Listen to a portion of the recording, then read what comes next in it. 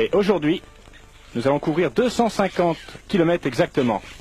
Les organisateurs ont souhaité faire un départ très calme, sans limite de temps, avec des spéciales plutôt accueillantes. Nous sommes donc partis avec le cross-country pour commencer, c'est la première journée, à travers les bois, dans une piste très poussiéreuse. Petteri Sylvan, lui, est de l'équipe finlandaise. Il est également en association avec le pilote champion Kari Alfikos, le Sud-Africain. C'est sans doute lui l'homme plaque tournante de cette équipe. 4 fois champion du Roof of Africa Rally. David Armstrong passe à travers les pistes très sèches. Voici celui qu'on appelle le Fast Eddie. Il s'agit de Paul Edmondson. Il court pour le premier tournoi international en 250. Lui qui était l'ancien champion en 125. Heinz Kinnignarner avec beaucoup de puissance. Fait partie de l'équipe australienne. Un peu plus tard, voici Shane Watts pour les Australiens avec un style très australien. Regardez, dans cette spéciale, il avait eu des points de pénalité dès le départ. Inra deuxième. Jamie Lewis. Il avait couru l'année dernière pour l'équipe junior américaine S. Il pilote malheureusement pour lui seulement pour le classement individuel. Nous allons nous quitter sur ces images pour une petite séparation. Jeff Nilsson a eu les meilleurs résultats dans sa catégorie en 125. Stefano Passeri est un des rivals de Jeff Nilsson. Il a gagné face aux Suédois 2 fois en 1900. Idem pour Giovanni Sala, qui remporte la spéciale pour son équipe, mais également pour le classement individuel du champion du monde, qu'il avait perdu aux dépens de Tullio Pellegrini la dernière journée.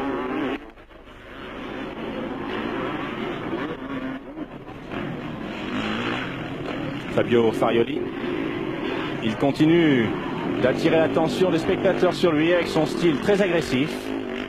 Il est évident que le sport a besoin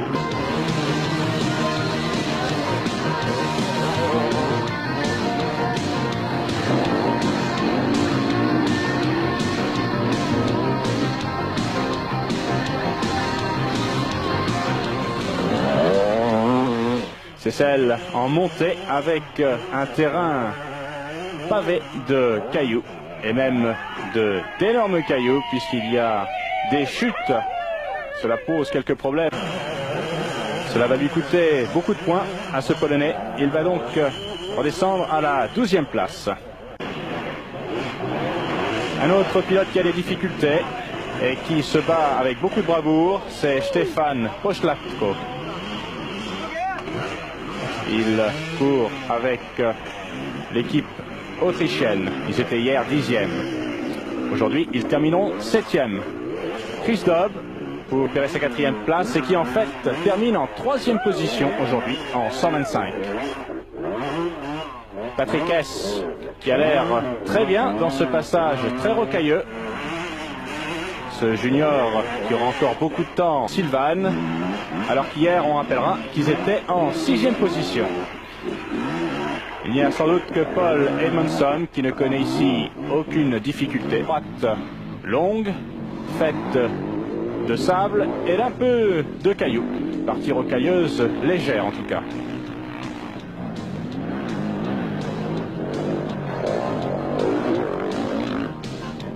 Sur le parcours Open Country, nous allons à travers la forêt découvrir encore de merveilleux paysages. Peut-être assister aussi à quelques découvertes au niveau de la flotte. Il n'y a plus que Hilton Hayward et lui qui sont en compétition. Armin Sponsel qui se bat pour le classement individuel, qui a malheureusement été éliminé du classement par équipe. Peter Berkeley. Il est quatrième de précédente journée. Rappelons qu'il était champion en 1987. Il contribue à de très bons résultats pour l'équipe australienne. A de petits problèmes. Cela commence avec Esa Vento, qui ici percute le terrain, se relève aussitôt et enchaîne. Et puis on enchaîne nous aussi avec Arnaldo Nicoli, qui fait un bond dans un terrain un peu plus souple. Et puis un peu plus tard, Giovanni Sala, faute également pour Giovanni Sala, donc avec une vitesse sont soumises lors de ces accidents pour les pilotes de moto.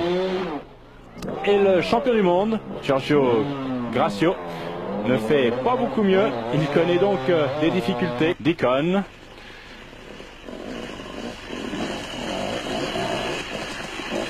Apparemment, les Espagnols ont l'air d'apprécier ces conditions de parcours.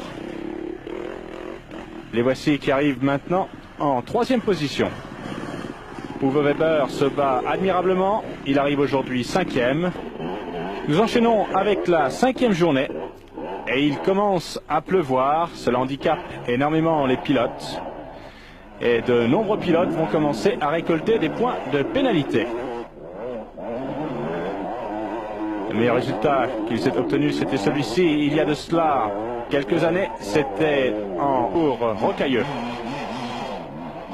Par contre, Carl Tilley, lui, il monte très bien. Malheureusement pour les Britanniques, Dickens a été éliminé.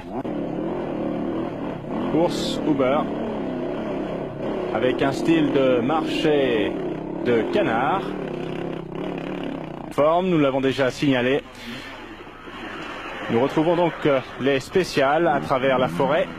227 km. Position. Nilsson remporte la journée, encore une fois, dans sa catégorie. Le jeune Anders Ericsson est en tête du classement junior.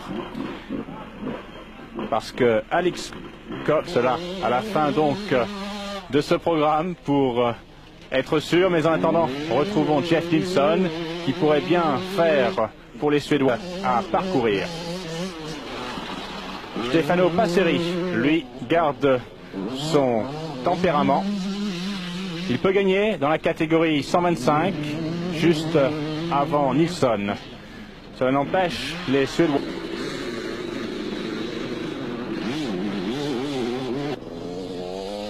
Fredrik Jönsson termine deuxième dans la catégorie des 500.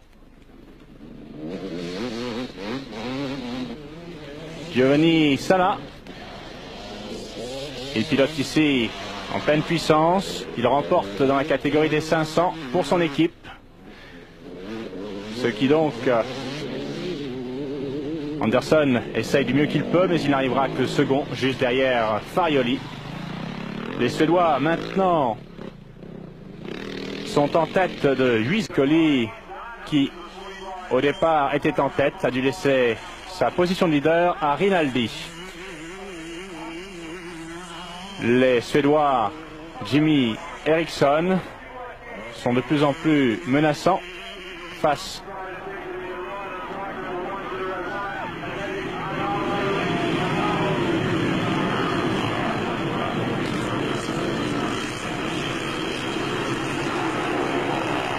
entre Martin Schwarzenberger et l'Espagnol Rudy Albas. Les sont Giovanni Sala et Sven-Erik Jönsson. Jönsson, on le sait, n'est pas un pilote de tout-terrain. Sont Fabio Farioli et Bill Anderson. Au début, Tsitsevits avait acquis une avance importante face à Anderson et Farioli.